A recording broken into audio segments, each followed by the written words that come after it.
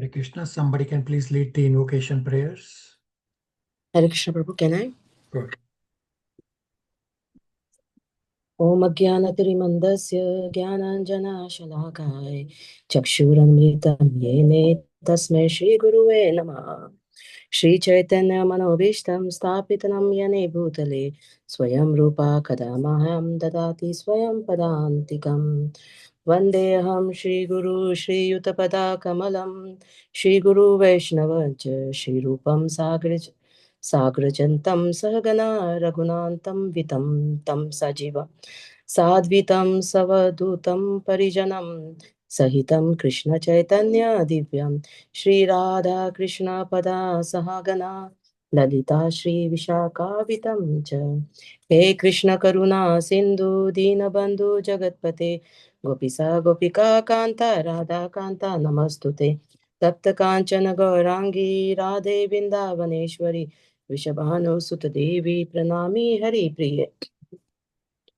Vanchakalpatarubhyasche Kripa Sindhu Evache Patitanam Pavanebhyo Vaishnavaya Namo Namah Jai Shri Krishna Chaitanya Prabhu Nityananda Shri Advaita Gadadhara Shri Vasadi Gaura Bhaktavinda Hare Krishna Krishna Krishna Hare Hare Hare Rama Rama Rama Hare Hare Om Namo Bhagavate Vasudevaya Om Namo Bhagavate Vasudevaya. Om Namo Bhagavate Vasudevaya. Hare Krishna, everyone. Hare Krishna. Thank you all for coming. So today we will cover Srimad Bhagavatam, Canto 2, Chapter 6, from where we left off, and finish this Chapter 6 today. I will start with Divya has to read and explain something from Bhagavad Gita, Chapter 11, verse number 5. Divya.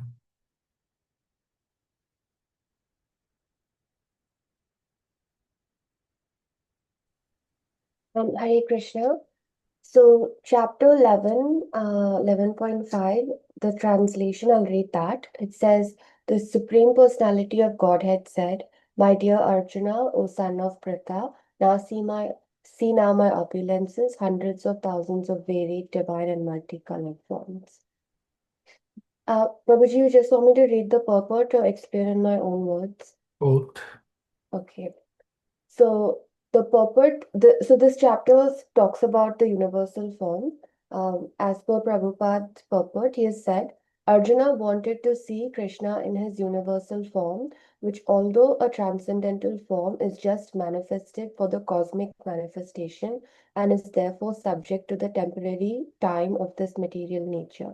As the material nature is manifested and not manifested, similarly, this universal form of Krishna is manifested and not manifested. It is not eternally situated in the spiritual sky like Krishna's other forms.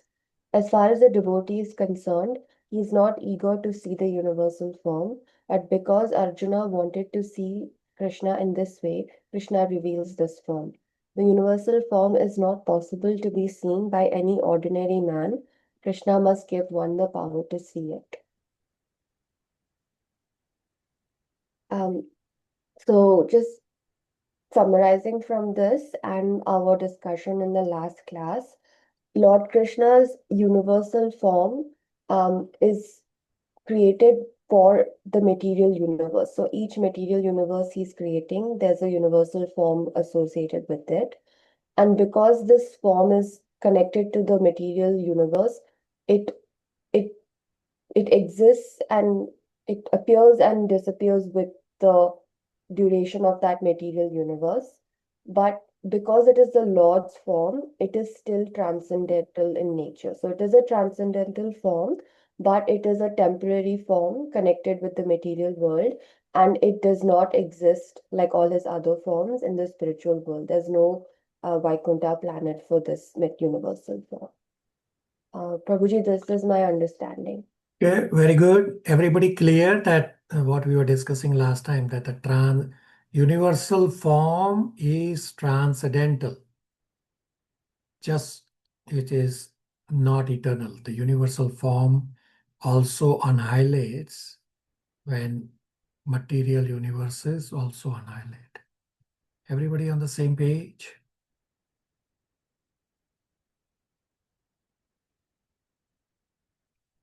Ji Prabhu ji.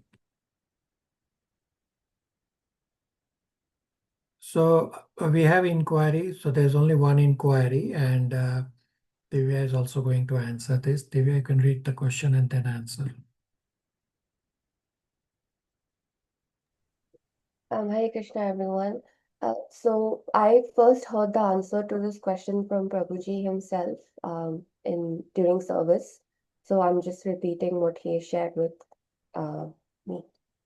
So the question is each galaxy considered a universe? So the answer is, our universe is divided into 14 planes of existence. The earthly plane is situated right in the middle as the seventh plane of existence. Our planet Earth and our solar system, they're all located on this seventh plane of existence. Above the seventh plane of existence, there are 6 higher planes, and below are the 7 lower planes. So all the galaxies like Milky Way and Andromeda, etc., they are also on the 7th plane of existence. So this one 7th plane of existence alone has numerous planets, stars, galaxies, etc. From the video we've seen during the Bhagavad Gita chapter 11 discussion, the sun's rays, they illuminate only a portion of our universe. The rest of the universe is in darkness. All right. Does that answer the inquiry? For me, yes, Prabhuji.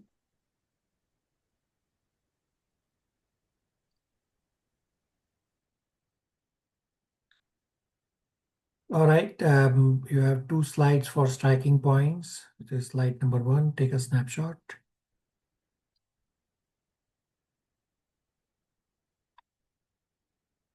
And this is slide number 2.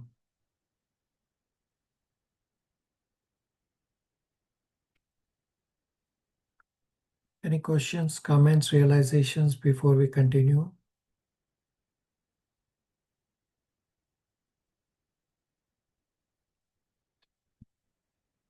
All right, so we'll continue Canto 2, Chapter 6 from verse number 18 onwards. It's going to be a straightforward class today. So section 2, verses 18 to 22, title is Material World and Spiritual World. Vimal Prabhu, chapter 18, verse 18 translation. Prabhu, chapter 6, verse 18. The Supreme Personality of Godhead is control of immortality and fearlessness. And he is transcendental to death and the fruitive actions of the material world. O Narada, O Brahmana, it is therefore difficult to measure the glories of the Supreme Person. Hare Krishna Prabhu. So in the purport, Prabhupada explains what we already discussed last class. Tripad Vibhuti, or 75%, is known as the internal potency of the Lord, is to be understood as the kingdom of God, as spiritual world, which is far beyond the material sky. And Ekpad Vibhuti is 25%, comprising his external energy, which refers to all the material universes. In this 25% of creation, from the total number of souls, only 10% of the souls are in the material world universes, and rest of the 90% of the souls are in the spiritual world directly serving Krishna. So Krishna could have just let go all of us, these 10% of the souls in the material world. But no, Krishna still wants all souls back home, back to Godhead. Therefore, the material world is created to give a chance to we all conditioned souls to go back home, back to Godhead by purifying ourselves. The purification process is the Bhakti Yoga process of hearing and chanting Lord's glories. Shivangi, verse 19 translation.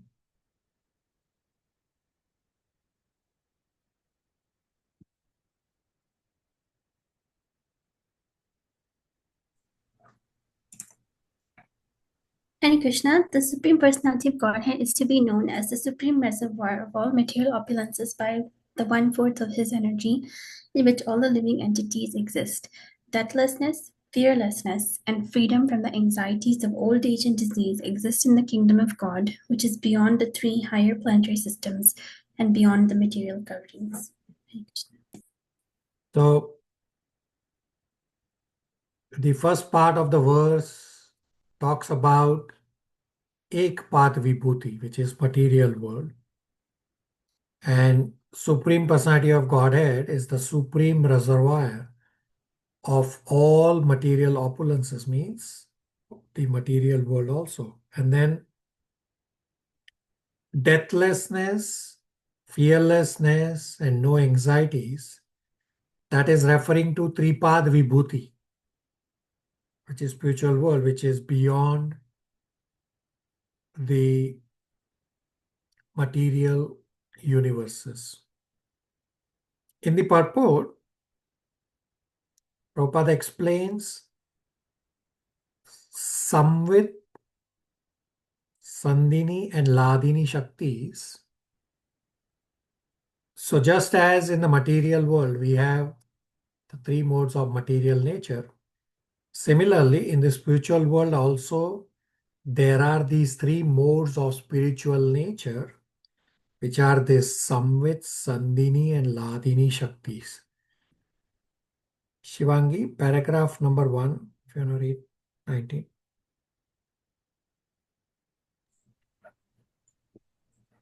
Out of the total manifestations of the Sandhini energy of the Lord, 1/4 is displayed in the material world, and 3/4 are displayed in the spiritual world.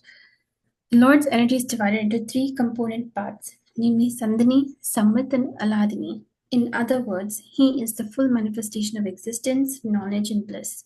In the material world, such a sense of existence, knowledge, and pleasure is meagerly exhibited, and all living entities who are minute parts and parcels of the Lord are eligible to relish such consciousness of existence, knowledge, and bliss very minutely in the liberated stage, whereas in the conditioned stage of material existence, they can hardly appreciate what is the factual, existential, cognizable, and pure happiness of life.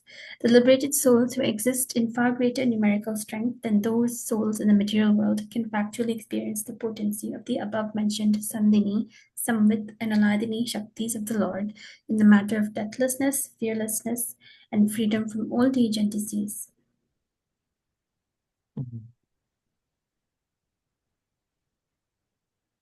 So, such sense of existence, knowledge, pleasure is meagerly exhibited in the material world. But these same existence, knowledge, and pleasure are in full bloom in the spiritual world. In material world, it is very difficult to understand and experience Sandhini, Samvit, and Ladini Shaktis because these are not fully manifested in the material world. Rather, they are fully manifested in the spiritual world.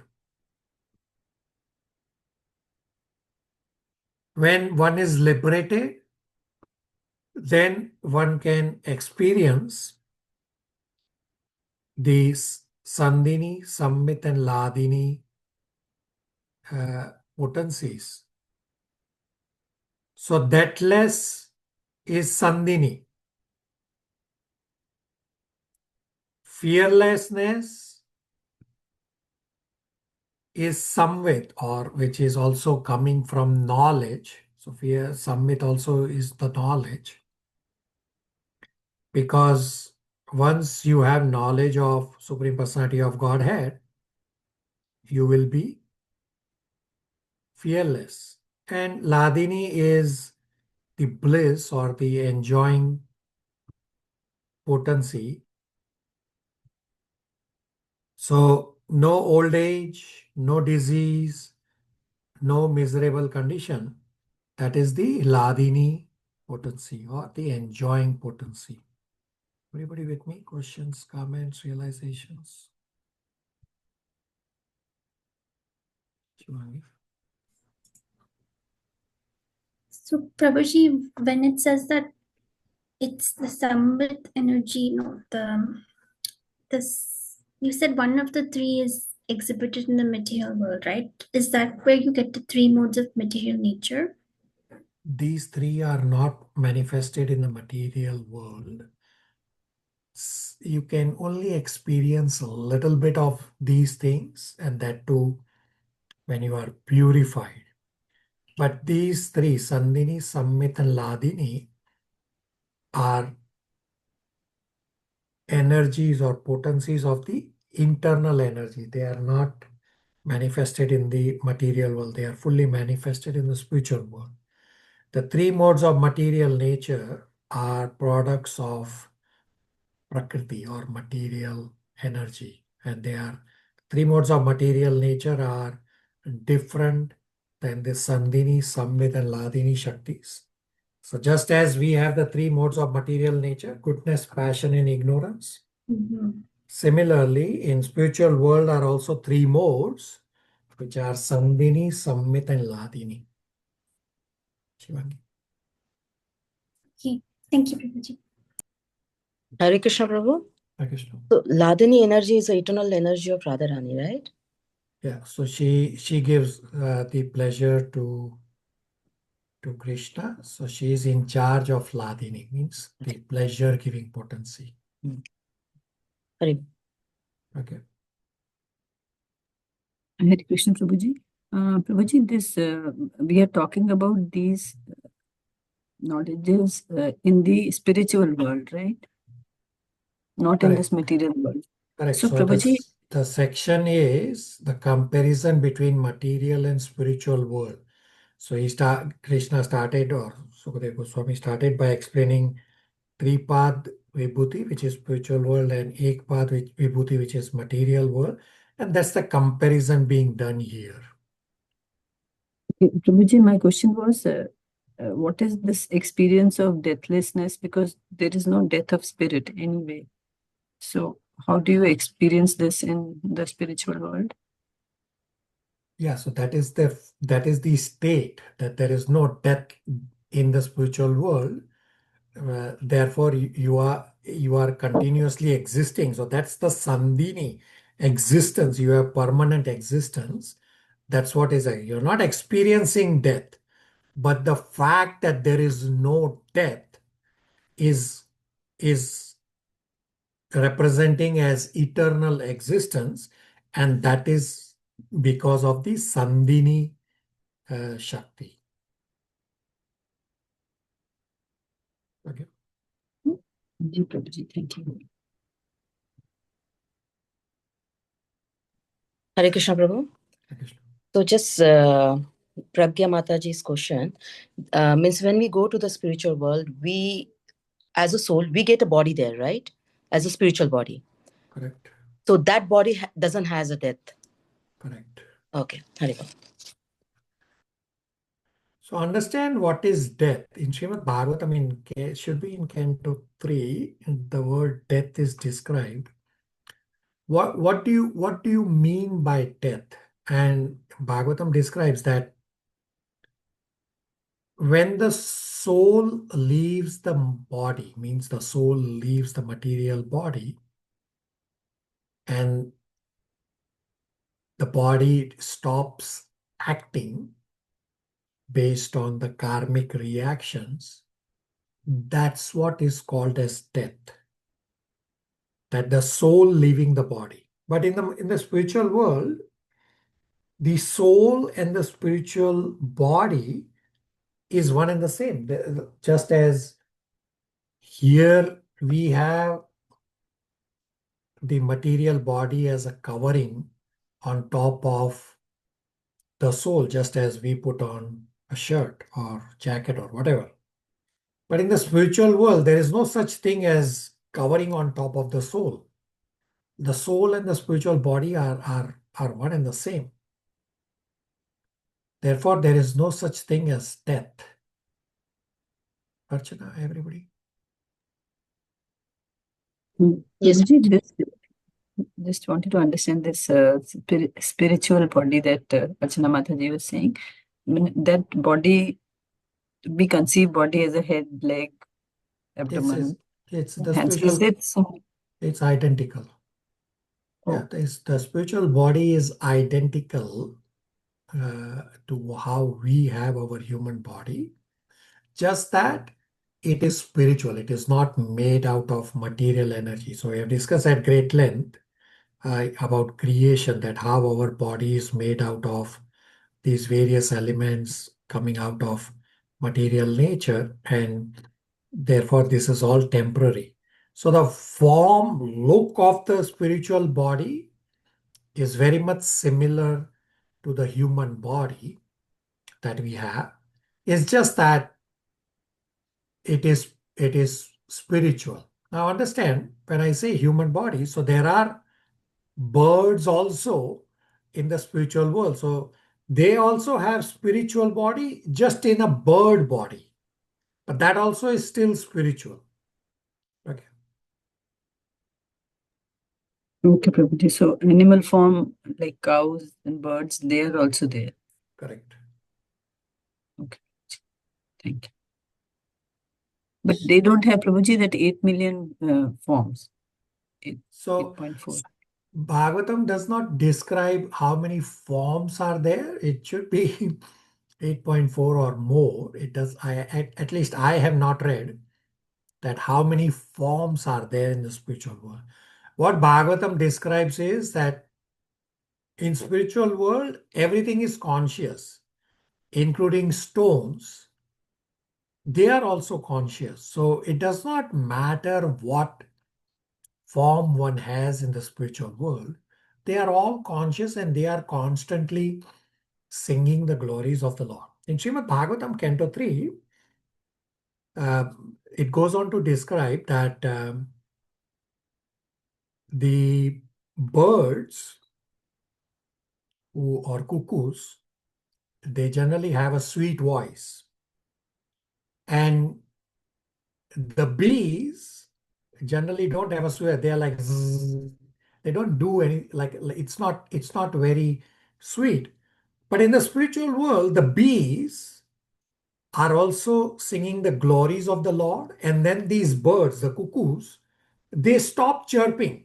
They stop their voice because the bees are singing the glories of the Lord, and everybody is more interested in hearing the glories of the Lord in the spiritual world. Therefore, the birds, they stop their chirping because they want to hear the glories of the Lord, even if it's the bees whose voice is not very sweet, but still the glories of the Lord are so sweet. Therefore, everybody wants to hear the glories of the Lord.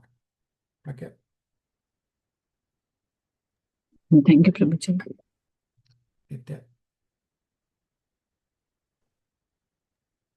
Hare Krishna Prabhu. So the level of consciousness would be the same, irrespective of whether it's a bird or a bee or a humanized spiritual form. Correct.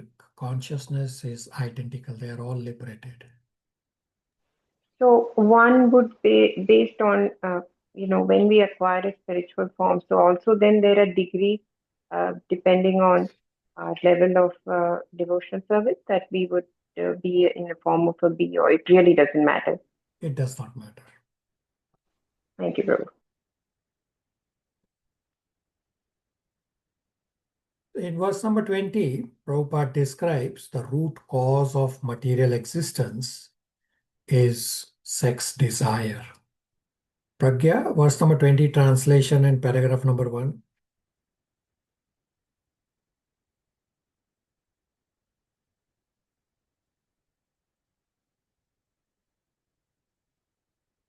Sorry, 6.20 translation.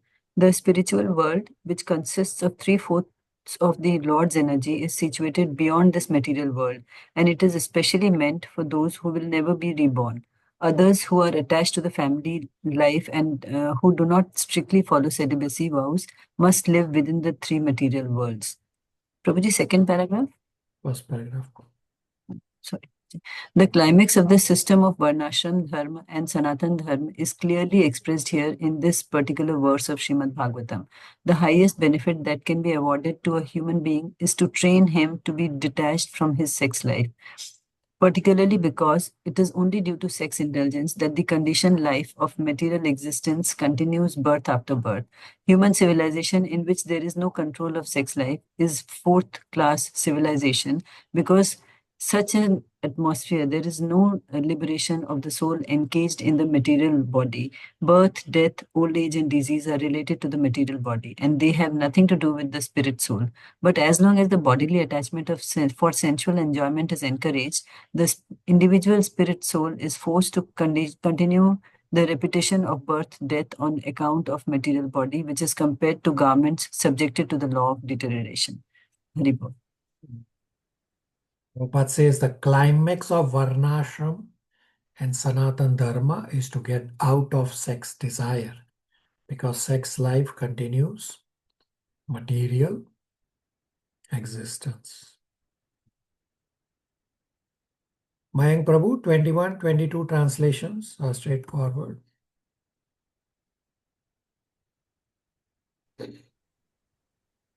Hare Krishna. By his energies, the all-pervading personality of Godhead is thus comprehensively the master in the activities of controlling and in devotional service. He is the ultimate master of both nescience and factual knowledge of all situations. From that personality of Godhead, all the universal globes and the universal form with all material elements, qualities, and senses are generated. Yet he is aloof from such material manifestations like the sun, which is separate from its rays and heat. So some say there is no God. And Srila Prabhupada says that if God is not there, then Krishna gives the knowledge or intelligence by which for 100 lives one continues to think that God does not exist. Plus, Krishna gives such intelligence to write books that God does not exist. So even all those people in the material world who are atheists and write all these books about non-existence of God, that intelligence is also given by God, so that they can continue to exist in the material world and continue to fulfill their desires in the material world. So everything comes from Him and everything returns to God, but He is still separate. And in the purport, Prabhupada does the comparison. Ekpad Vibhuti is like the mistress to whom Lord is not very much attracted. Questions, comments, realizations?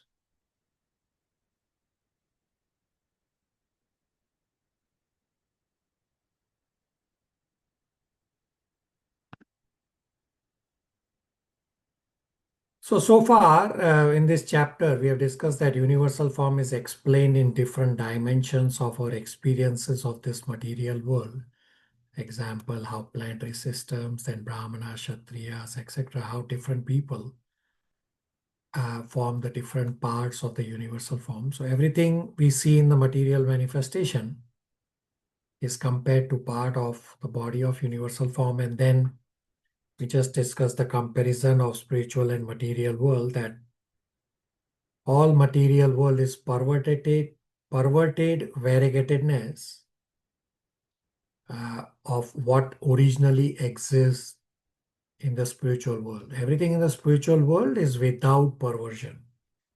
Spiritual world is Tripath Vibhuti, 75% of total creation, and material world is Ekpath Vibhuti, 25% of creation.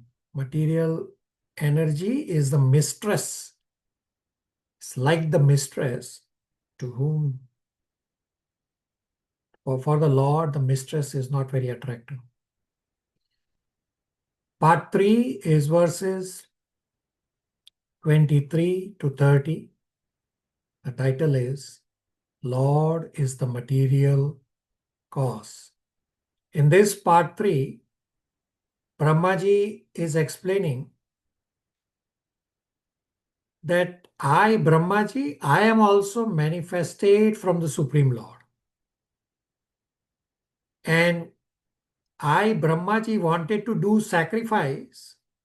So the Lord provided all the ingredients for sacrifice. Then I was able to do the sacrifice. Therefore, Lord is the cause of all causes. Okay. Hare Krishna Prabhuji, just last thing that you said before we discussed part 3, that Ekpad Vibhuti is the material world, which is the mistress to whom Lord is not very much attracted. Correct. Prabhuji, so that means our devotional service to the Lord is to attract him to us, right? You are correct. So I said is like a mistress, right? So devotional services, when we do, we are not doing under material nature. When we do devotional services, we are under Srimati Radharani, under spiritual energy. And yes, by devotional service, we are trying to please Krishna. Okay. Yes, Prabhuji. So despite being part of the Ekpad Vibhuti of Krishna, we have to move in that direction to get his attention. Correct. And therefore, we are called marginal. So I described last class that we all souls, we are known as Tathashta Shakti. So that we can move towards either of the energies. So we have the free will. So there are three energies. Internal energy or spiritual energy is antarang energy. We in the middle are marginal or tathashta shakti, and prakriti is external or bhairangi shakti. So we as souls, we can move either under internal spiritual energy or under the external bhairangi shakti. Therefore, we are marginal because we have the potency to go either way. So even when we are in the material world, when we do devotional services, at that time we are, for that X number of hours, we are under spiritual energy. Therefore, when we do services, we don't feel tiredness. We don't feel the need to take a break, or we don't need to feel to go to the washroom. We just continue doing services because we are under spiritual energy, and all the tiredness or the going to the washroom, etc. They are all needs of body, means they are all needs when we are under material nature. Okay. Ji Prabhuji, and this is Antarangata, to serve with Antarangata. So when we do devotional services, we are under antarang or internal energy. Okay, Prabhuji, tatastha is too secluded kind of thing. So we are never like that, right? When we are in our devotee nature. We I didn't continue. get you. No. We continue to be as Tatastha Shakti. That cannot change. We are marginal energies. That does not change. It's just that when we are in devotee association or when we are doing devotional services, at that time we are choosing to be under internal energy.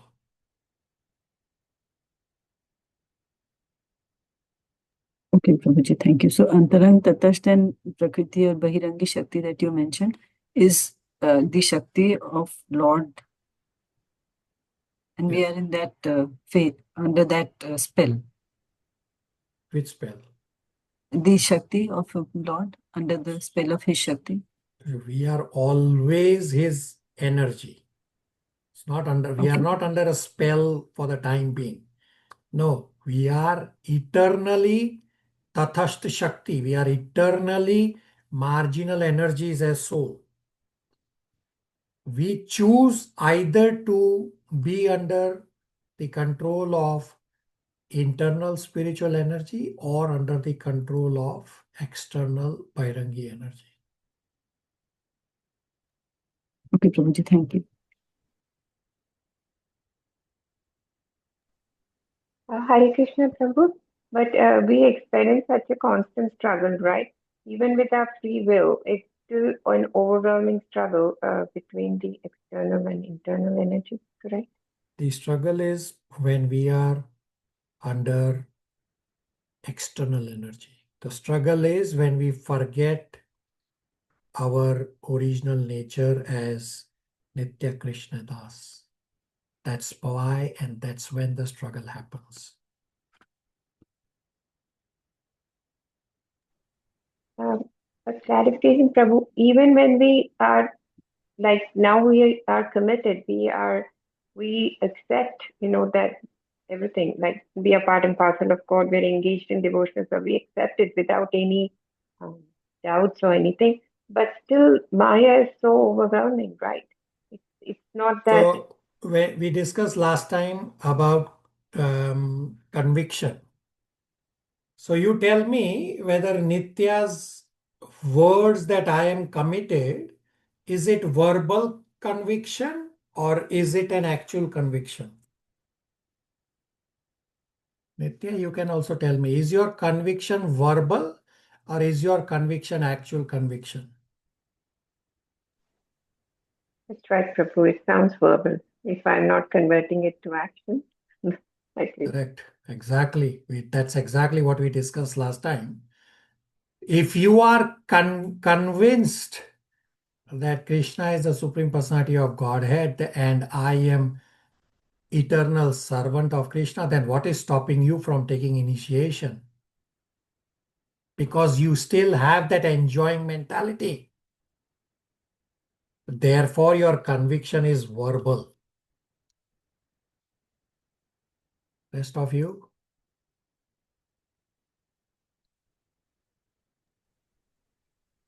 Thank you. I got silence. So true, Prabhu. so true, Prabhu.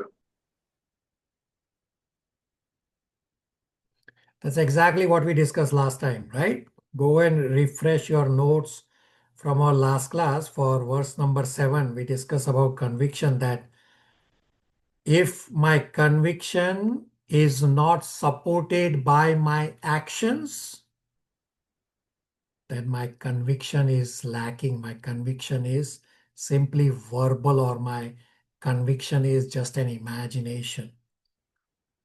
So although you are saying I'm committed, but material nature is hurting me, Are Baba, because your conviction is verbal. So take the next step. Make your conviction as real by supporting your conviction with actions. Chandran Prabhu, 23 to 25 translation and then 25 purport. Hare Krishna. Text 23. When I was born from the abdominal lotus flower of the Lord, Mahavishnu, The great person I had no ingredients for sacrificial performances except the bodily limbs of the great personality of Godhead. Text 24. For performing sacrificial ceremonies, one required sacrificial ingredients such as flowers, leaves, and straw, along with the sacrificial altar and a suitable time, spring. Text 25. Other requirements are utensils, grains, clarified butter, honey, gold, earth, water, the Adi Veda, Rigveda, Yajurveda, and Samaveda, and 4 priests to perform the sacrifice. Purport. To perform a sacrifice successfully, at least 4 expert priests are needed. One who can offer hota, one who can chant Udgata, one who can kindle the sacrificial fire without the aid of separate fire, Advaryo, and one who can supervise Brahma. Such sacrifices were conducted from the birth of Brahma, the first living creature, and were carried on till the reign of Maharaja Yudhishthira. But such expert Brahmana priests are very rare in this age of corruption and quarrel. And therefore, in the present age, only the yajna of chanting the holy name of the Lord is recommended. The scriptures enjoin. Hare Krishna. So, Brahmaji has only father and no mother. So he was born directly from the Lord. So this is the opulence of the Lord, that Lord can create a child even without a mother. And therefore, Brahmaji is also known as Swayambhu. Swayambhu means manifested from Supreme Lord. And verse number 25, Prabhupada explains that there are no Brahmanas in Kali Yuga.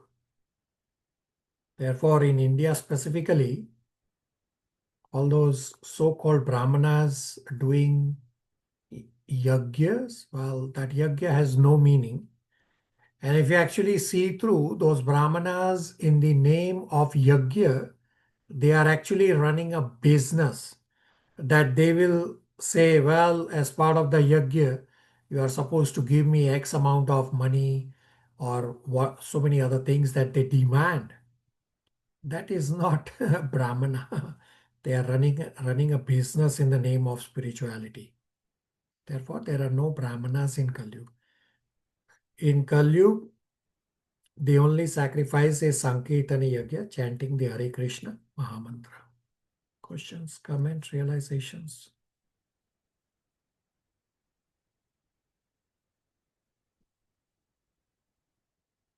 Nitya, 26 to 30 translations.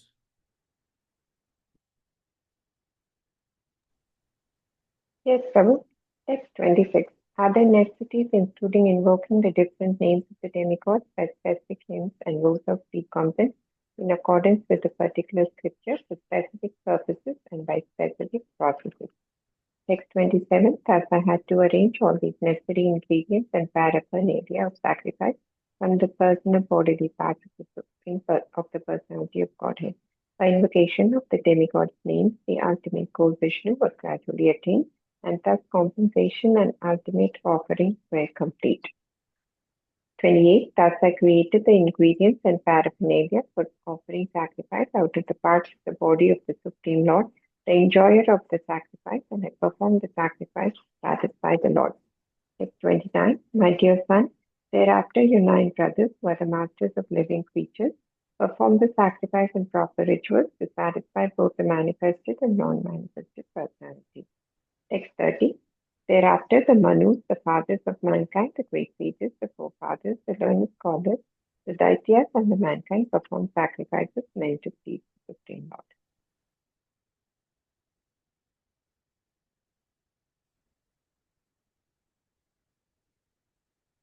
So straightforward verses. Prabhupada says Brahmaji got ingredients from the body of the Lord,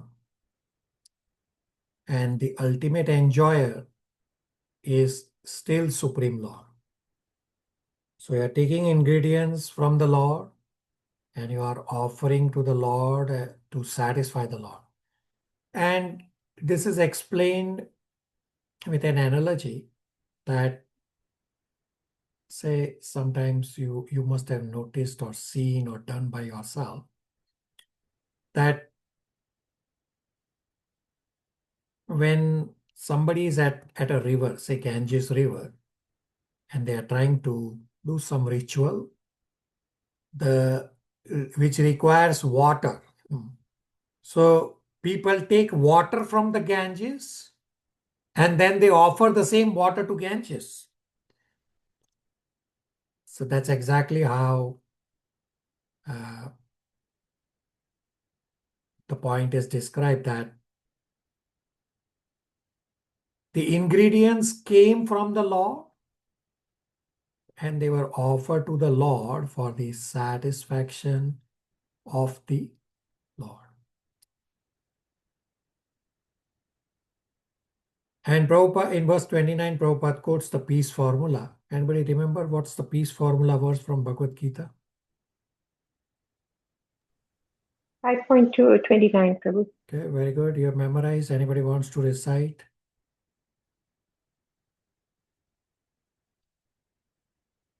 Bhoktaram I Yagyata can Pasa. try, Prabhu. Yep. Bhoktaram Yagyata Pasa, Sarvaloka Maheshwara, Satyam Sarvabhutan, Suatram Sarvam. Bhutana, Jnapam Santim Rajati. Very good. So Prabhupada says the peace formula that it is because we want to become Bhoktaram. Therefore, there is no peace in the material world. But when we let Krishna to be Bhoktaram, then there will be peace in the material world. Questions, comments, realizations? Sri Krishna Prabhu, text 27. It states here that by invocation of the demigod's name, the ultimate goal, Vishnu, was completely attained. Can you please elaborate?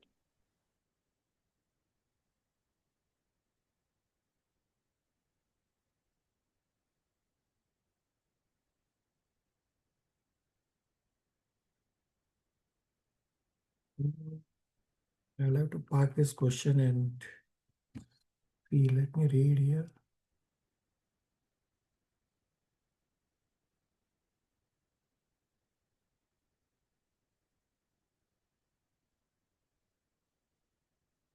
Okay, so understand that originally here when creation happens, so all this is at the start. So these demigods are not the current demigods that we have.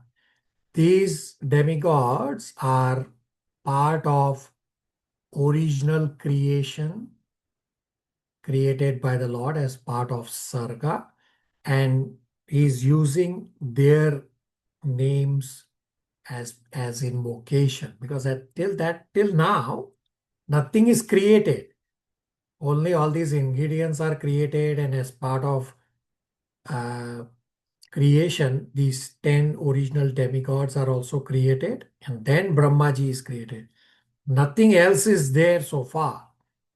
So these 10 demigods, as part of original creation, they are special. They are not the demigods like the rest of the demigods. They are special, and these same 10 demigods, they continue in their same role every cycle. We'll discuss this in, should be in Canto 3, that these 10 demigods were praying at the very start to the Lord that your lotus feet is like the umbrella. Well, there's no such creation right now, so where is umbrella coming from? And in the purport, or at least the acharyas have explained, that the demigods know from the previous creation, therefore they know that there was an umbrella also. And that's the reference they are making. So these 10 demigods are special. That's what Brahmaji is referencing to. Nitya. Thank you, Prabhu.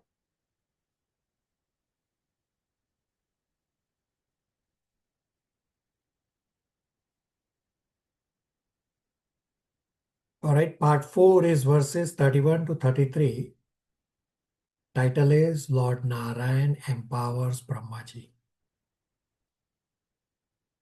Divya, 31 to 33 translations.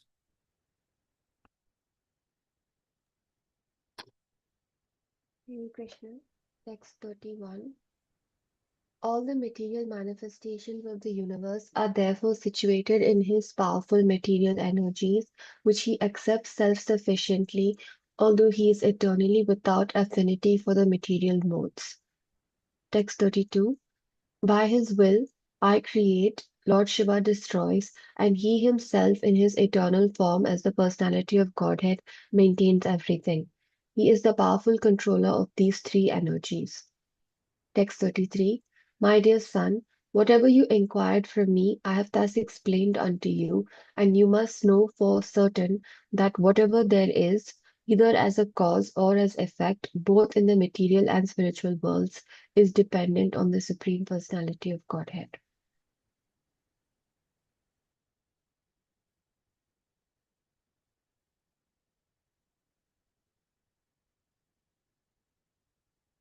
Prabhupada explains in verse 31 that how the planets are floating because of the Lord. We cannot float even a tiny stone. So all planets are in the universe, but they don't collide because they are perfectly arranged by the Lord. Lord is self-sufficient and all these energies are coming from him. And just yesterday at my class, the Bhagavatam class, an analogy was described about how Lord's creation is perfect, that in the material world creation, such as scientists, they create airplanes. These airplanes collide with each other when they are flying. There are at least few accidents where the airplanes have collided with each other. But Lord's creation, all these millions and billions of bugs and flies flying all over the world, they never collide. Right? So that is because Lord's creation is perfect and the scientist's creation is imperfect. Questions, comments, realizations?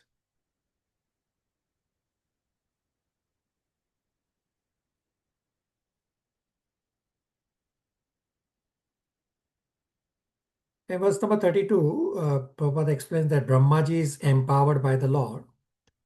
Therefore, Brahmaji is saying, by his will, means by the will of the Lord, Brahmaji, I do the secondary creation, and then Shiva does the destruction when annihilation has to happen. So if you recall Narad Muni's inquiry, when he started asking in the previous chapter, anybody remembers what was Narad Muni's inquiry or inquiries?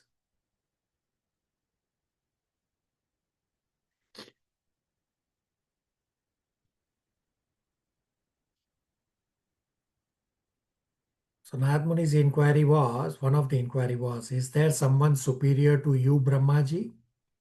And therefore, Brahmaji has described about universal form as well as that everything is coming from the Lord. And that's what has been discussed so far in this chapter 6 as part of answer to Narad Muni's inquiry whether somebody is superior to Brahmaji. And Brahmaji says, yes, Lord Narayan is superior. I also come from Narayan. Everything comes from Narayan. Everybody with me?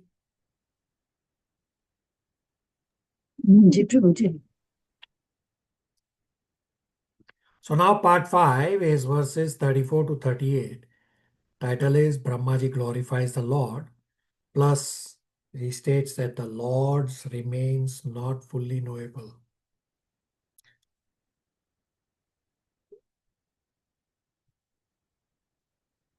Now somebody may ask a question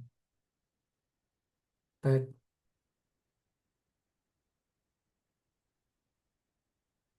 why should I believe what Brahmaji is saying? And in verse number 34, if you go to the Sanskrit of verse 34, there's a very long word in the fourth line, Rida Autkanta Vata. And that's the answer that when somebody says, why should you believe what Brahmaji is saying? The answer is Ridi Autkantyavata. And we'll read and discuss that part. Archana 34 translation. Hare Krishna. Text 34. O Narada, because I have caught hold of the lotus feet of the Supreme Personality of Godhead, Hari, with a great zeal, whatever I say has never proved to have been false, nor is the progress of my mind ever deterred, nor are my senses ever degraded by the temporary attachment to matter. Hare Krishna. So these are the results of holding the lotus feet of the Lord and by becoming serious in devotional service. Because Brahmaji has caught hold of lotus feet of the Lord in his heart with great zeal as the supreme truth in devotional service mood. Therefore, whatever Brahmaji says is never proved to be false. Nor is Brahmaji's mind ever deterred, nor are Brahmaji's senses degraded by the temporary attachment to matter. And this is the meaning of Riddhi Autkantya Vata. Therefore, we should believe what Brahmaji is saying. Everybody with me?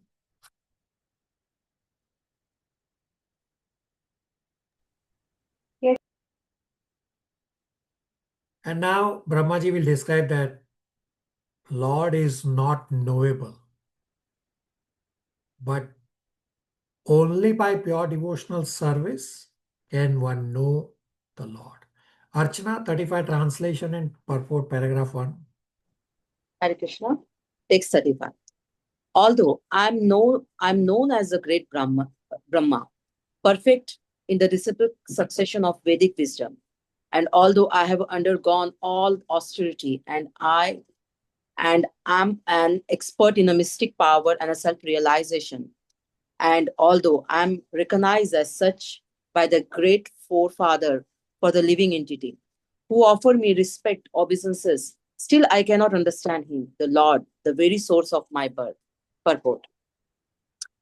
Brahma, the greatest of all living creatures within the universe, is admitting his failure to know the Supreme Lord despite his best learning in the Vedic wisdom. Despite his austerity, penance, mystic power, and self-realization, and despite being worshipped by the great Prajapatis, the forefather of a living entity. So these qualifications are not sufficient to know the Supreme Lord. Brahmaji could understand the Lord to the title extent only when he was trying to serve him by the eagerness of his heart, which is devotional service mode. Therefore, the Lord can be known only by the sincere mood of eagerness for a service, and not by any amount of material qualification as a scientist or a speculative philosopher, or by attainment of mystic power. This fact is clearly corroborated in the Bhagavad Gita 18.54.55. 18.54 and 55. All right. So the main point is that Brahmaji is so qualified. Brahmaji has Vedic wisdom. Brahmaji received knowledge directly from the Supreme Lord. Brahmaji has done austerities. He has mystic powers.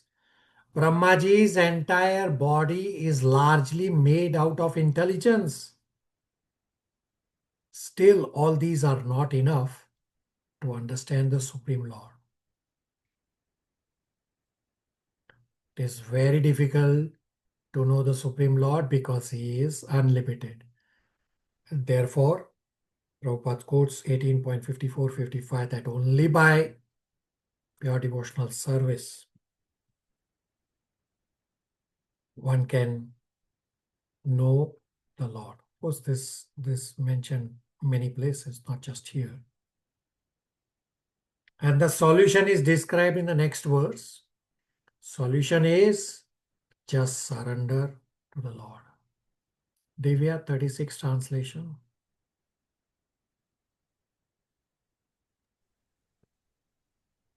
Hare Krishna, text 36 translation. Therefore, it is best for me to surrender unto his feet, which alone can deliver one from the miseries of repeated birth and death. Such surrender is all auspicious and allows one to perceive all happiness. Even the sky cannot estimate the limits of its own expansion. So, what can others do when the Lord himself is unable to estimate his own limits? Conclusion is that we cannot understand the Lord fully. In Bhagavad Gita chapter 13 verses 13 to 19, which is titled as Gayam, Arjuna asked this question at the start of chapter 13. He asked 6 questions. He asked Purusha Bhagati, Kshetra, Kshetragya, Jnana and Gayam. So for Gayam, chapter 13 verses 13 to 19, we have discussed Gayam is avigayam, that the knowable is not knowable.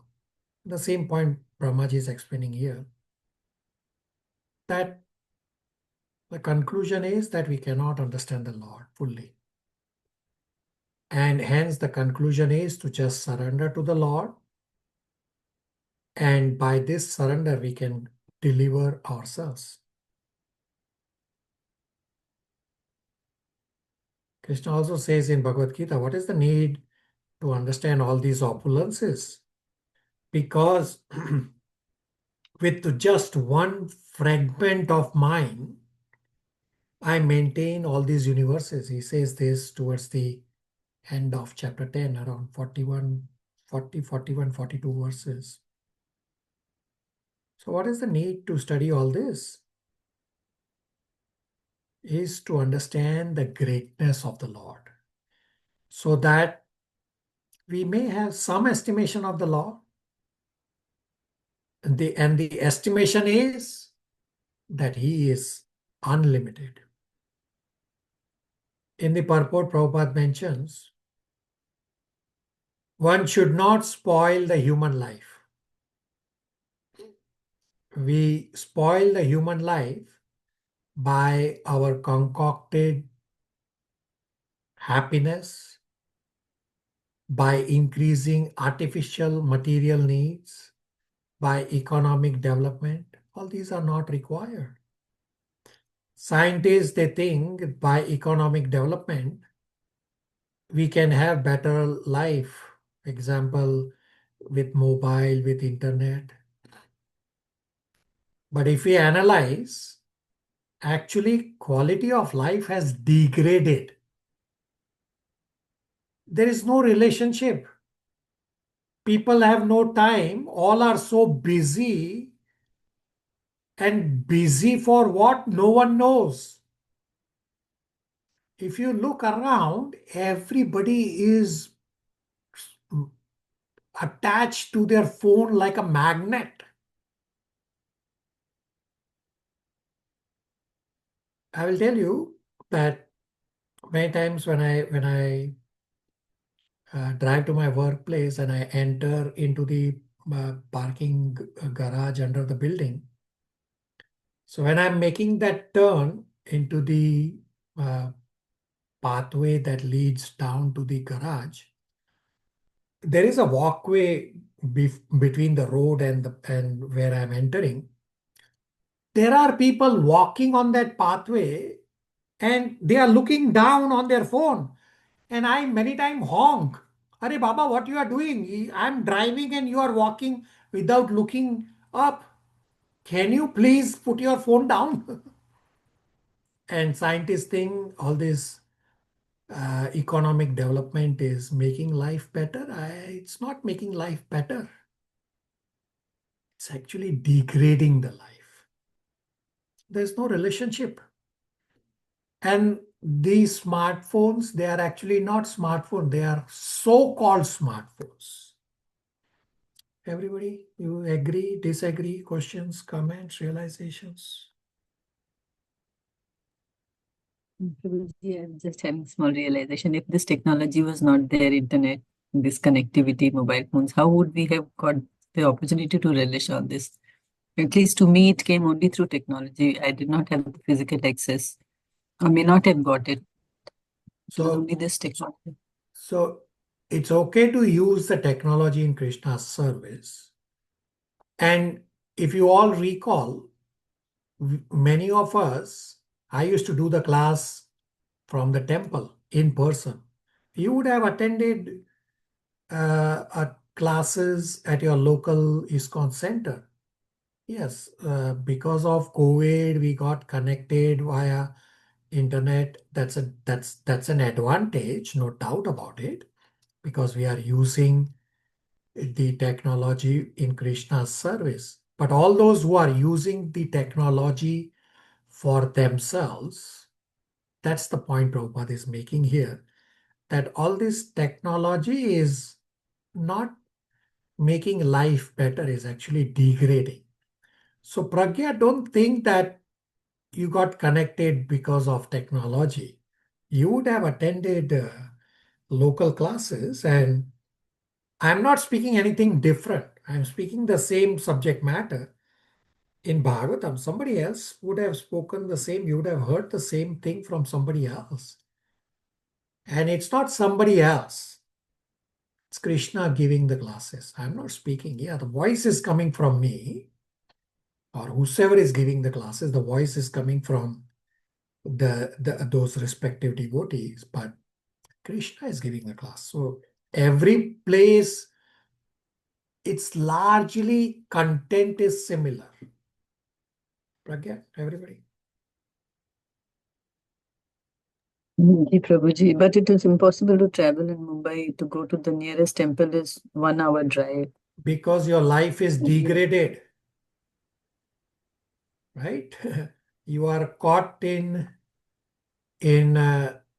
busyness. Bombay being the financial hub of India, everybody is just running, running, running. But if you go to the temple, there are devotees attending Mangal Aarti. So it is possible. It's just that you have entangled yourself in the material world and you are saying it's very difficult. No, go Mangal Aarti tomorrow. Pragya, go Mangal Aarti, attend Mangal Aarti. And you will be surprised that the whole Juhu temple is full. Hore, everybody is running up and down, and it's hard to find space on the subway train. But temple is full. What are they doing in the temple? Chanting, doing Tulsi Aarti, taking darshan, doing services. So it's what we have created as our conceptions of life. That's the problem. Okay. Ji, Prabhuji. Thank you.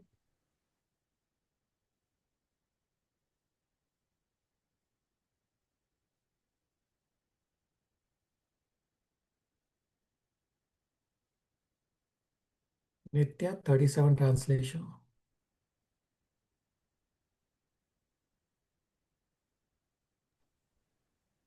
Text 37. Since neither Lord Shiva nor you nor I could ascertain the limits of spiritual happiness, how can other demigods know it? And because all of us are bewildered by the illusory external energy of the Supreme Lord, we can see only this manifested cosmos according to our individual ability. So these three personalities that Brahmaji referred, that Shiva, Brahmaji, and Narad Muni, cannot ascertain the limits of spiritual happiness. Now, these three personalities are Mahajans. So there are 12 Mahajans. And these three personalities are Mahajans, and they cannot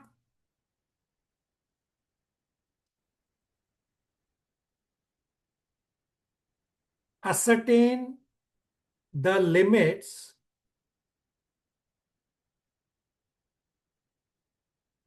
of spiritual happiness. So how can other demigods or we all ascertain anything about spirituality? So these Mahajans, it's a very well-known verse I'll bring up on screen. This 6.3.20. And I will turn the dark mode off so you can read.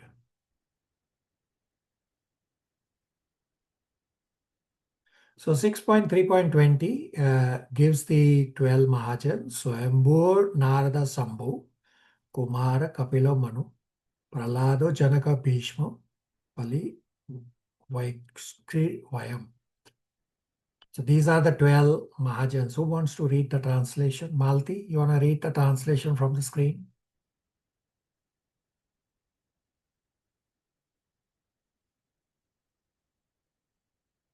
Hare Krishna. Yes, Prabhuji.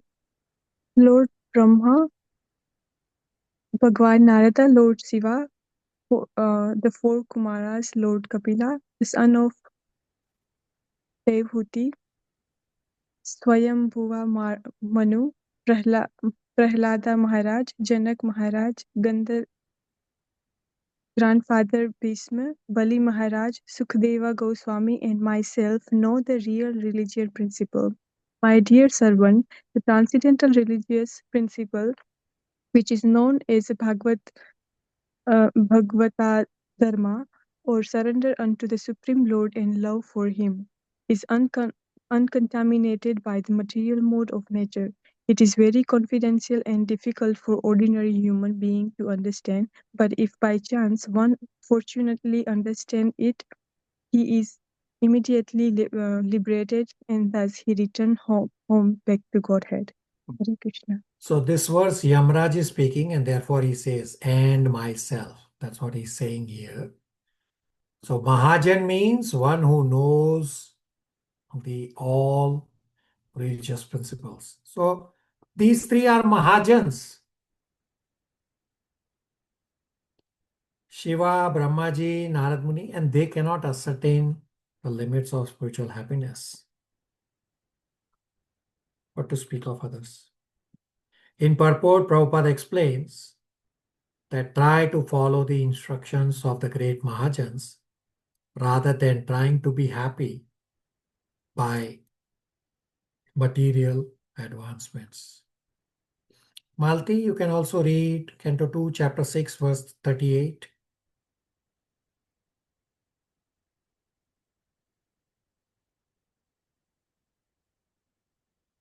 Yes, Prabhuji. 38. Let us offer as respectful obeisances unto the Supreme Personality of Godhead, whose incarnations and activities are chanted by us for glorification, though he can hardly be fully known as he is. Hare Krishna. Right, straightforward, that it is very difficult to know the Lord. Questions, comments, realizations?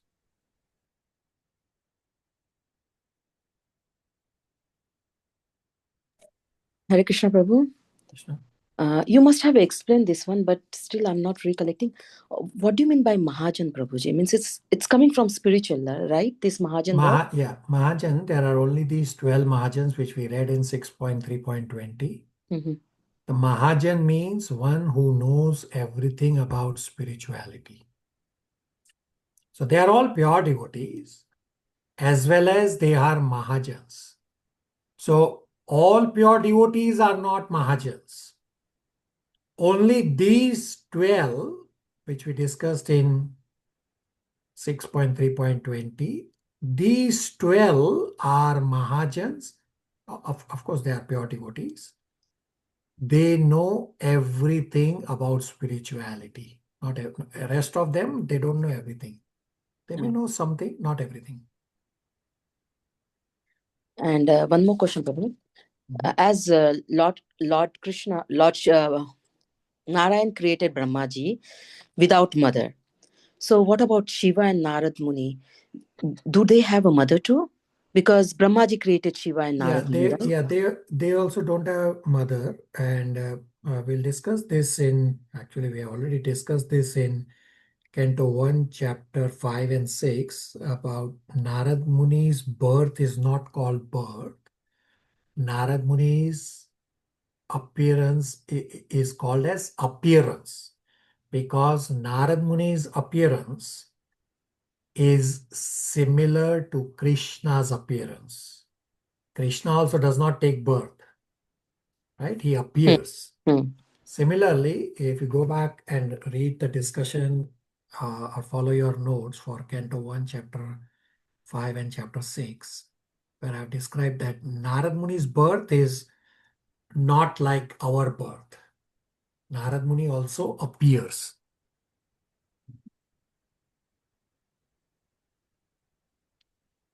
Prabhuji? Yeah. Prabhuji, we read about that little Narad, he had a mother, and then this was in his earlier this thing, who died when he was a young boy. Am I confused? So we have discussed this at great length in Canto 1, Chapter 5, that there was this 5-year-old Shudra boy from the Shudra mother.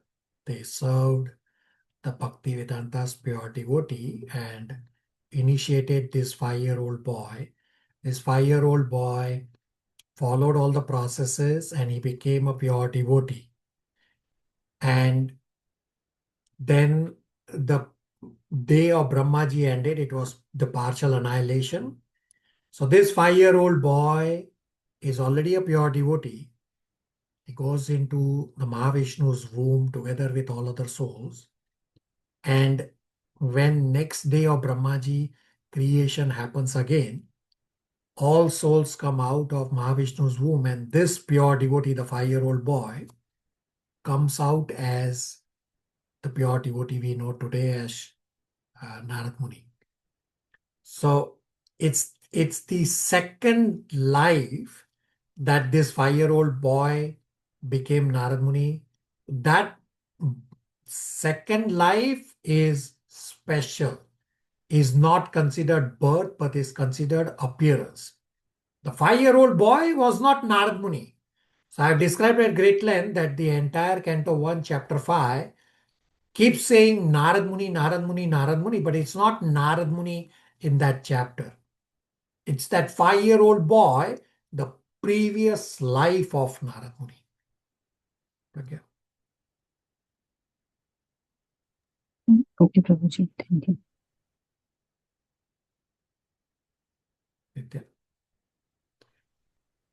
So, Prabhu, Lord chooses to say as an enigma, not completely knowable to anyone, but is through devotional service, has anyone, even the Mahajans, been able to fully know God? No, nobody is able to fully know God. Plus understand that he is also ever expanding. Although he is already unlimited and he is ever expanding. So nobody is able to understand God fully. And if you try to go on that path, you will hit a wall. So just whatever we know, we have discussed this in Bhagavad Gita chapter 11, that should be chapter 11 discussion, that when we glorify the Lord, well, our words are not enough to glorify the glories of the Lord, but we still glorify as much as is possible for us, with the understanding that whatever we are glorifying, Lord's glories are much more than what we are glorifying.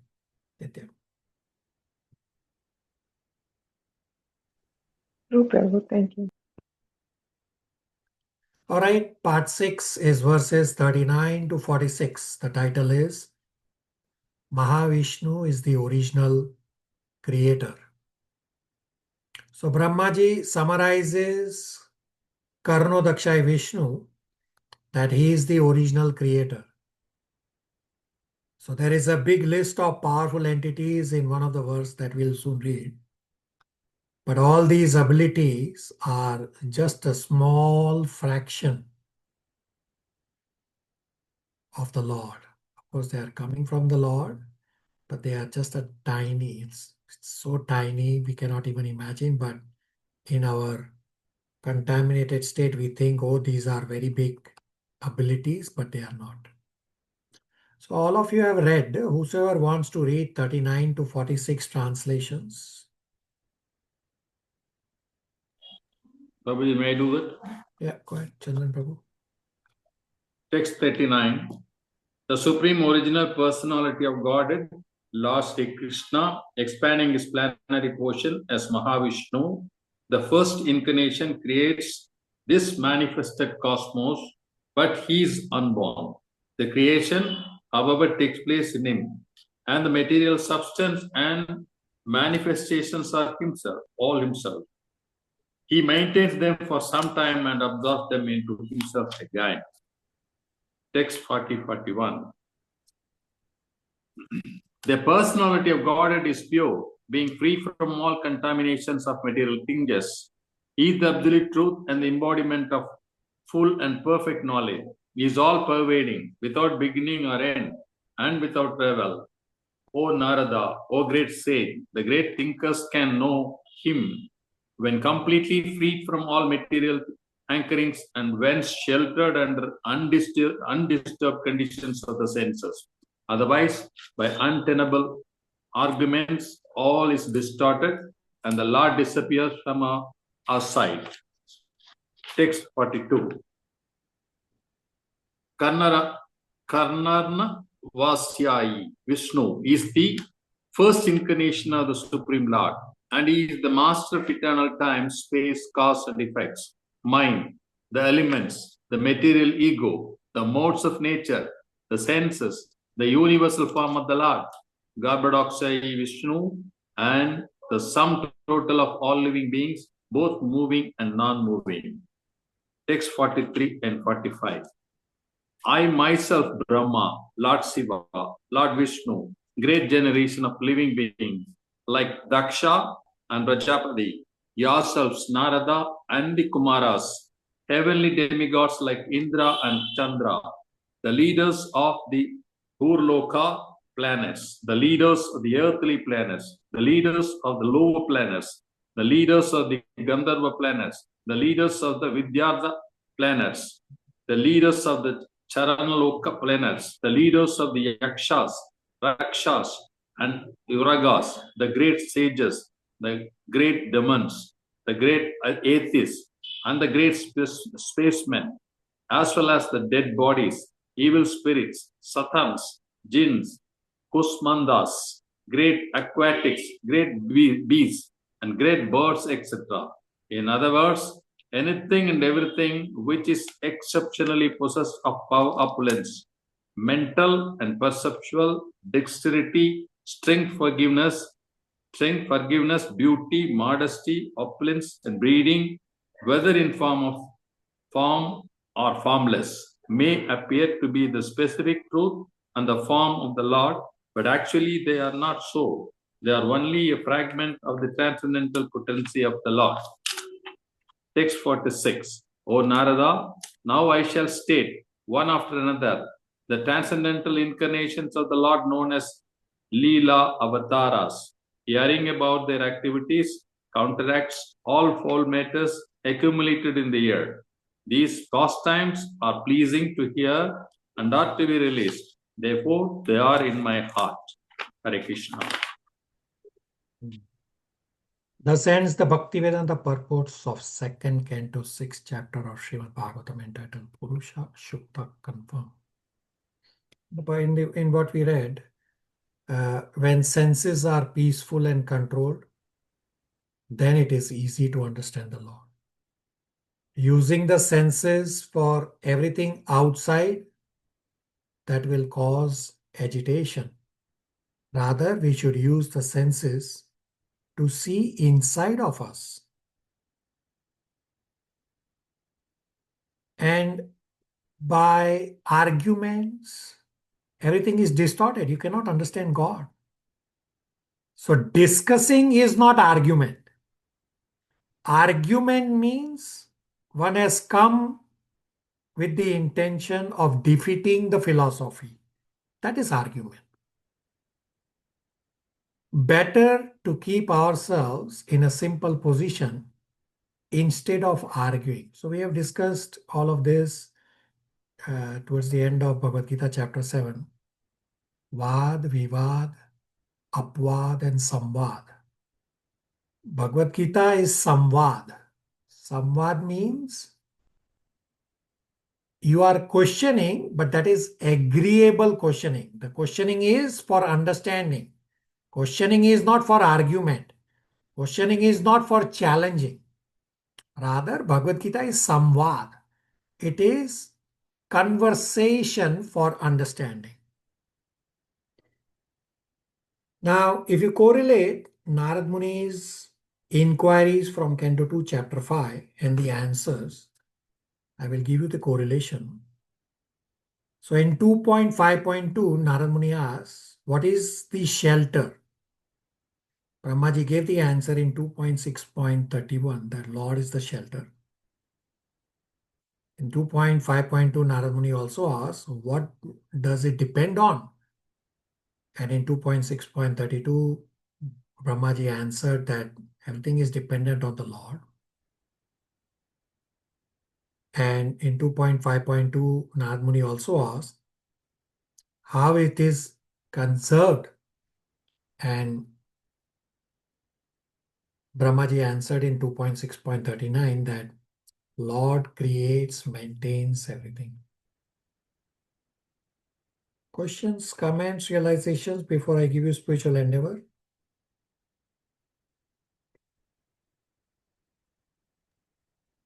Prabhuji, when the Supreme Lord can create everything, why does he have to do it through these so many forms?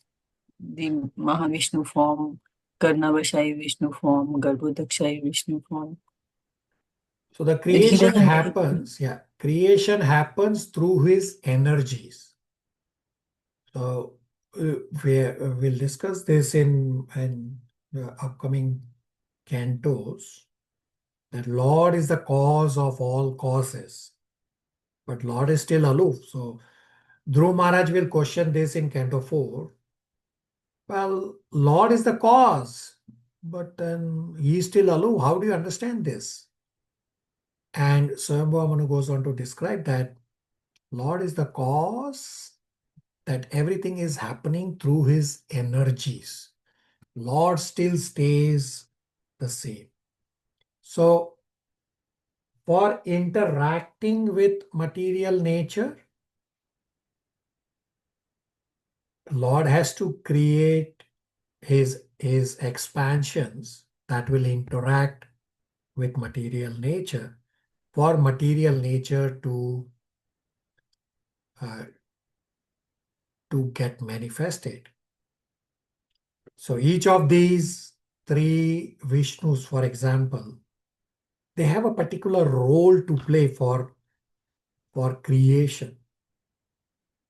So Karnodakshaya Vishnu, which in the verse we had with the verses that we read, it was given as Karanavasai Vishnu. same as Karnodaksha Vishnu,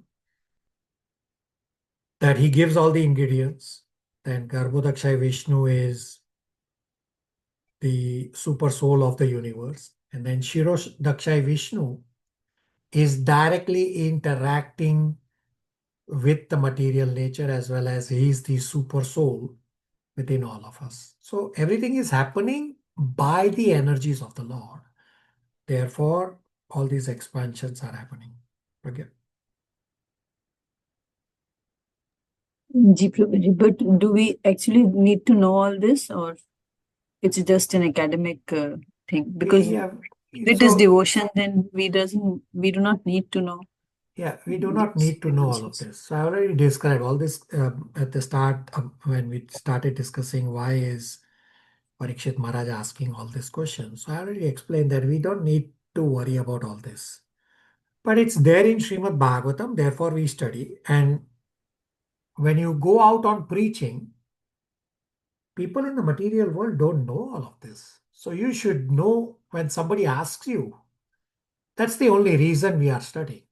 But for your devotion, you don't need to worry about all of this. So Abhishek Prabhu had asked this question last class, a couple classes back, that the pastimes of the Lord, the Vrindavan pastimes discussed in Canto 10, they are relishable. So should I be remembering only those at the time of death? And I gave the answer that it depends on which time, which pastime is very relishable for you. So for me personally, Canto 1, Chapter 9, the Bhishma Dev prayers, they are very relishable. So I can remember those. And many of you have heard, yeah, he say, Bhishma Dev says so beautiful prayers.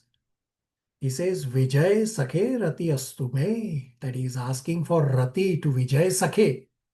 Vijay Sakhe is who? The Sakha of Vijay. Vijay means victory. Victory is referring to Arjuna. The Sakha of Arjuna is Krishna.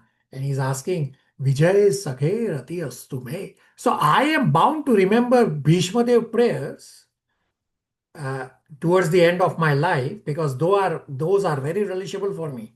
Does not mean Canto 10 pastimes are not relishable. So it depends throughout Srimad Bhagavatam, the 12 cantos, what is relishable, what is sticking to your head that you can remember. They are all identical. You are remembering the Lord, not just Canto 10 or the Vrindavan pastimes. Okay? Ji Prabhuji, or those Kunti Maharani prayers are so beautiful. Excellent. Kunti Maharani prayers, right? She says, Nama Pankaj Maline, Nama Pankajine. No, yeah, first says Nama Pankaj Nabaye, Nama Pankaj Maline, Nama Pankaj Netraye, Namaste Pankajagraye. Right? Very beautiful prayers. And in Ji Prabhuji. 1.8.22, and then in 21 also she says, Krishnaya Vasudevaya, Devki Nandanaya cha, Nandagopa Kumaraya, Govindaya Namo Nama. Right? So very beautiful prayer. So whatever sticks on you. So Pragya is going to remember Kunti Maharani prayers, although they are in Canto 1, but they are relishable prayers. So whatever throughout the 12 cantos is relishable for you, you can remember that towards the end of your life. Very good, Pragya. Thank you. Everybody on the same page? Hare Krishna Prabhu, though understanding, just my humble realization, understanding all of this is like a foundation, right? We start at the very beginning and then we understand his creation, the magnificent abilities of the Lord. It's kind of like a timeline, right? You are correct. It's a It's good important in foundation. every way. Yeah, it's a good foundation, no doubt about it. Pragya's question was, why are we studying this? And I said, it's not important for you all Bhakti Yogi devotees. Why we are studying is that tomorrow when we go out on preaching and people in the material world don't know any of this, so they should not tell you, well, you are calling yourself spiritual, but you don't know this. No, you should be able to convincingly convince materialistic people about creation when they talk anything and everything. I have given you from Bhagavatam detailed discussion, but it is not important. Nitya? Yes. Okay. So Prabhuji, actually all this is Gyan, right? And we don't need Gyan to perform bhakti. But as you said that if we need Gyan to convince others, and that is a necessary part of your bhakti that you are spreading it. So your point that we don't need Gyan, that is not necessarily correct. Right? Okay. What's the definition of pure devotional service from Nectar of Devotion? Anybody memorize? Anya Vilashita Shunyam? Yes, Prabhu. The verse. Yeah, recite. Anya Vilasita Sunyam Jnana Karmadi Anavritam Anuspadhyena Krishna Anushilanam Bhakti Uttamam. Yeah. So first line says Anya Vilashita Shunyam. There's a word Shunyam. The second line says Jnana Karmadi Anavratam. It doesn't say Jnana Karmadi Shunyam. Right? Anavratam, you have to uncover. And we have discussed this at great length in Canto 1. That what knowledge is required for my bhakti, I will read that knowledge, and what knowledge is not required, I will not be worried about that. So Srimad Bhagavatam, Bhagavad Gita are bhakti scriptures. This knowledge I need to establish my footing in bhakti. Versus those jnanis who are studying Upanishads just to attain Brahman effulgence, we don't need that knowledge. Simultaneously, we have also discussed knowledge in the material world, that if somebody tells me, come to a movie with me, and I get disturbed by going to the movie, well, I need that knowledge that by engaging in non-devotional activities, my devotion will be negatively impacted. So Pragya's point that we don't need knowledge, that's not necessarily correct. There is knowledge that is required for our bhakti. We will get that knowledge, and there is knowledge which is pure jnani level knowledge that we don't need. So this knowledge of Srishti Leela we do need for two things. First is to know the greatness of the Lord, that how much effort He has put in for us. And the second reason why you need this knowledge is tomorrow when you go out on preaching, and ordinary materialistic people who don't know about this, they ask you a question, you should be able to answer what they are asking to nullify their misconceptions. Everybody? Yes. Okay. Ji Prabhuji, and also to actually convince ourselves, also understand also that undoing of the scientific knowledge that we have. Correct. Correct. Right. So Nitya Currently. correctly said that it's a base, right? Base is good, no doubt about it. All right, spiritual endeavor questions. Give a brief comparison of 1/4 and 3/4 energies of the Lord. Comes from verses 18 to 20.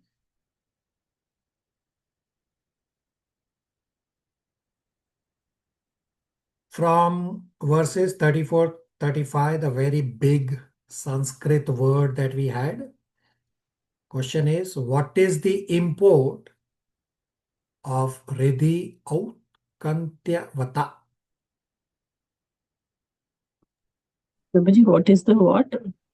So follow verse 34, the last line, you have a very big Sanskrit word. Riddhi Aukantyavata. Third question. As mother is the only authority to identify father of a child, So the Mother Vedas, presented by the recognized authority such as Brahmaji, Shri Narad Muni, Shiva, is the only authority to inform us about the absolute truth. Comes from verse 37. And for next class, read Canto 2, Chapter 7, the whole chapter.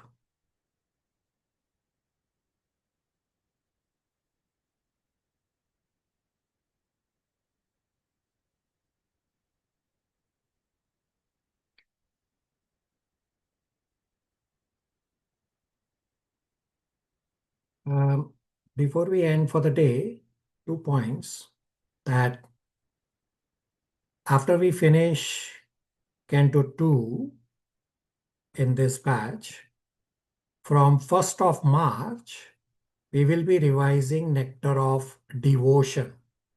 So on the revision Google Excel, I will populate blocks for Nectar of Devotion revision. So you can populate your names once it is up. But you can start framing your mindset from 1st March is the target for Nectar of Devotion revision to start. You all will be pioneers for Nectar of Devotion revision in all the previous batches. None of the batches we have done Nectar of Devotion revision. So you all will be pioneers for this. The last point for today is, how many of you already broke your New Year resolutions?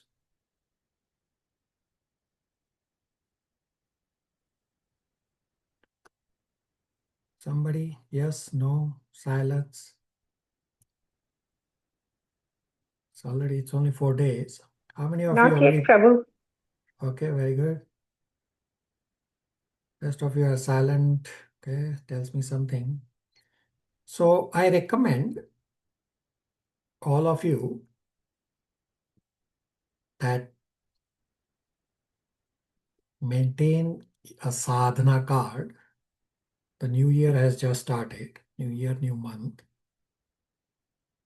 At least some of you definitely need a sadhana card, because in your head you have the illusion that you are doing great and you are not realizing how many steps you are missing.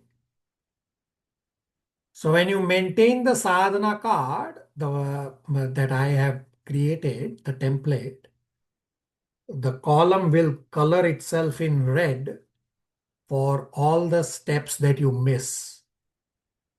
And all of a sudden you will realize that your sadhana card is very, very colorful. Sadhana card is not supposed to be colorful. It's supposed to be plain, blank. Means I have done all my steps correctly. So few of you definitely are in illusion where you are thinking you are doing super excellent on the path of spirituality. Maintain your sadhana card and that will become an eye opener for you yourself. And some of you who have taken the sadhana card, I'm not sure whether you are maintaining. So you should start maintaining a sadhana card. And you will realize how many steps you are missing. Right now, you don't even know what you don't know. So my spiritual master says, for maintaining this sadhana card, he says, what gets tracked, attention flows. And he also says, know where you are going or where you are not going. For all these reasons, my recommendation is that you maintain a sadhana card. and get the template from me if you are interested. Otherwise, you can continue to stay in whatever bubble space that you think you want to be. We'll stop here. Hare Krishna, everybody. Thank you, Prabhuji. Hare Krishna. Thank you, Prabhuji. Hare Krishna.